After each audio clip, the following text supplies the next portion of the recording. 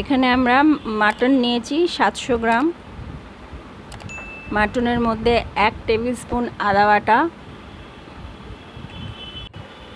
2 table spoon রসুন বাটা,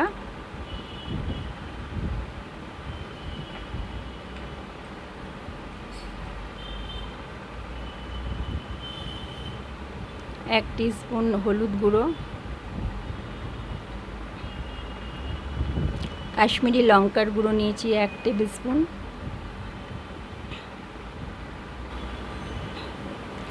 বড় table স্পুনের 4 table spoon দই নিয়েছি,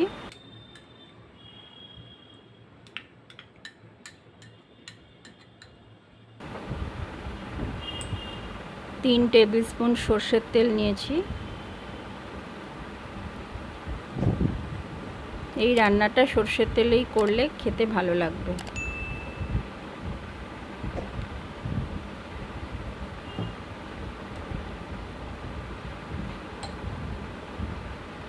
মাটনটাকে এবার আমরা সমস্ত মশলা দিয়ে ভালো করে মাখিয়ে 1.5 থেকে 2 ঘন্টা ম্যারিনেট করে রেখে দেবো।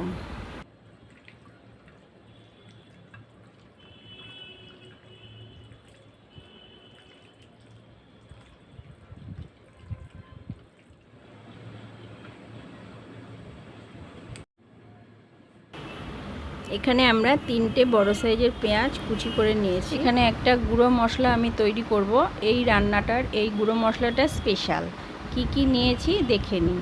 5টা গোটা শুকনো লঙ্কা, 2টো তেজপাতা, 6 থেকে 8টা লবঙ্গ, ছোটো এলাচ 5টা ফাটিয়ে নিয়েছি, দারচিনি নিয়েছি বড় 2টো, আমি ছোট করে ভেঙে নিয়েছি, একটা জয়িত্রীর ফুল, একটা জায়ফল 4 ভাগের 1 ভাগ নিয়েছি, 1 টিস্পুন গোটা জিরে, 1.5 টিস্পুন ধনে আর 1 টিস্পুন গোলমরিচ। এগুলো সব শুকনো কড়াইতে নেড়ে ভালো করে রোস্ট করে গুঁড়ো করে নেব মিক্সিতে।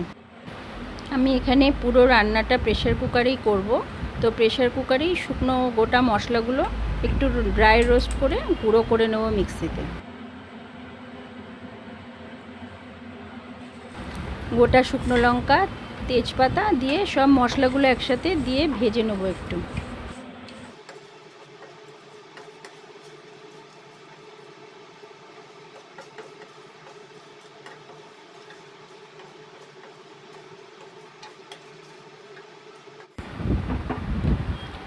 আমাদের এটা মশলাটা শুকনো খোলায় নেড়ে গুঁড়ো করে রেখেছি।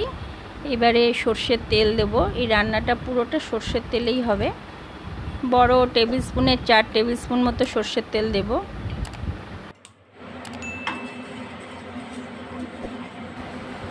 তেলটা গরম হলে ওর মধ্যে 1 চামচ লবণ দেব,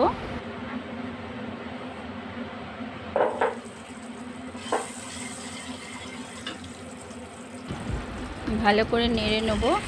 নিয়ে এখানে আমি ডিমগুলো ভেজে নেব। এখানে আমি 4টে হাঁসের ডিম নিয়েছি, আপনারা চাইলে মুরগির ডিমেও করতে পারেন, তবে ডিমের মধ্যে কোনো হলুদ দেবেন না, একটু হালকা ভেজে তুলে নেব।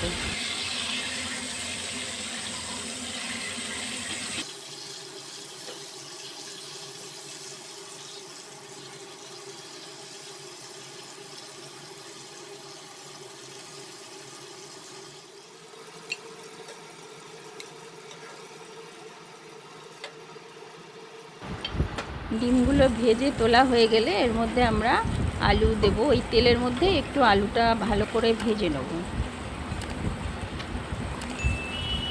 আমি এখানে মোটামুটি 8 পিস আলু নিয়েছি, আপনারা চাইলে বেশি বা কম দিতে পারেন। একটু হলুদ দেব অল্প করে।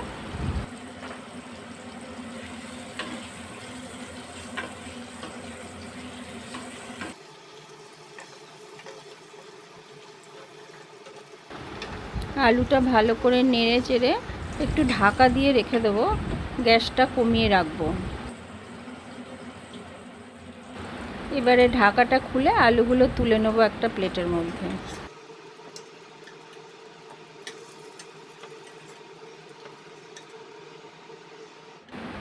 এবারে আমরা ওই তেলের মধ্যে কেটে রাখা পেঁয়াজগুলো দিয়ে দেবো। একটু ছাড়িয়ে ছাড়িয়ে দেবেন পেঁয়াজগুলো।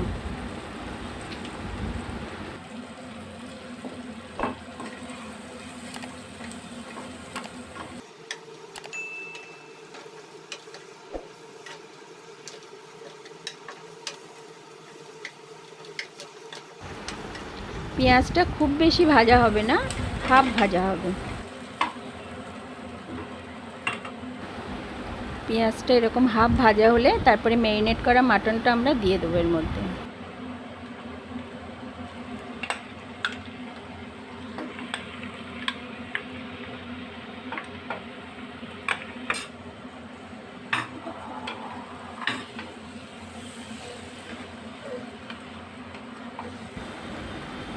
মাটনটা দিয়ে এবার ভালো করে আমরা এটাকে কষিয়ে নেব।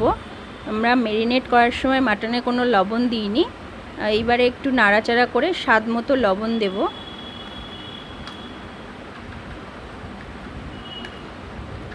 আমি এখানে রান্নায় রক সল্ট ব্যবহার করি। ভালো করে নেড়ে চেড়ে মাংসটাকে কষিয়ে নেব। মাটনটা কষানো হলে আমরা মিক্সিতে যে গুঁড়ো মশলাটা করে রেখেছি সেটা হাফ দেব আর হাফ রেখে দেব, পরে দেব ওটা। মশলাটা দিয়ে আবারও ভালো করে কষাবো। মাটন থেকে জল বেরোবে, জলটা যতক্ষণ না শুকাবে আমরা কষাতে থাকবো।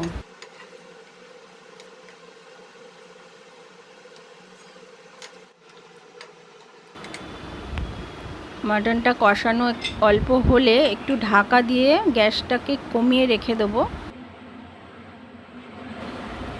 প্রেসার কুকারের ঢাকনাটা খুলে আমরা আবার মাটনটাকে ভালো করে নাড়ব।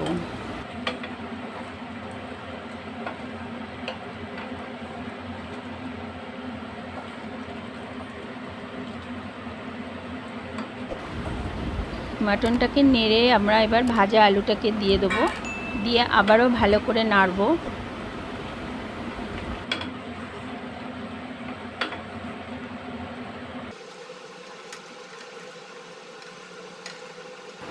আলু দিয়ে ভালো করে নেড়ে চেড়ে আবারও কিছুক্ষণের জন্য ঢাকা দিয়ে রাখবো, গ্যাসটাকে মিডিয়ামে রেখে।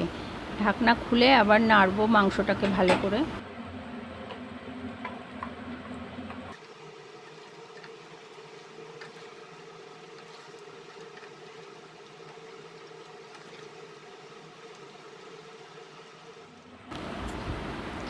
আমরা এখানে বড় কাপের 1 কাপ গরম জল দিয়েছি।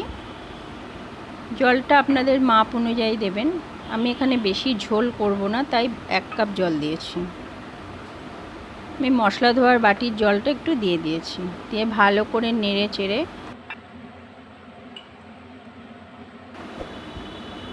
আমরা এখানে স্বাদ মতো আবার লবণ দেব একটু।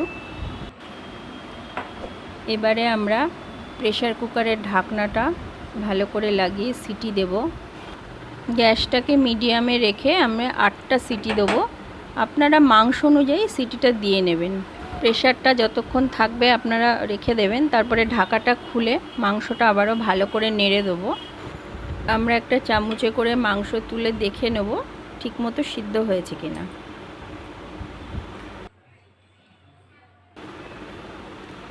এবারে আমরা মাংসের মধ্যে সেদ্ধ যে ভেজে রেখেছিলাম ডিমগুলো, সেই ডিমগুলো একে একে দিয়ে দেবো।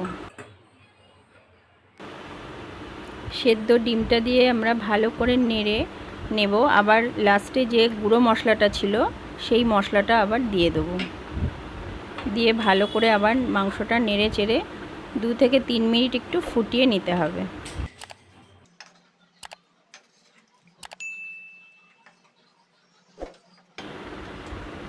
মশলা দিয়ে ভালো করে নেড়ে আবারও আমরা ঢাকা দিয়ে কিছুক্ষণ স্ট্যান্ডিং টাইমে রেখে দেবো, দিয়ে গ্যাস অফ করে দেবো। এই রেসিপিটি আপনাদের ভালো লাগলে একটা লাইক করবেন এবং ভিডিওটি শেয়ার করবেন। নিচে কমেন্ট করে জানাবেন কেমন লাগলো। আমার চ্যানেলটিতে সাবস্ক্রাইব করবেন, পাশে থাকা বেল বাটনটা প্রেস করে দেবেন, তাহলে যখনই আমি নতুন ভিডিও আপলোড করব সবার আগে আপনাদের কাছে পৌঁছে যাবে। ধন্যবাদ।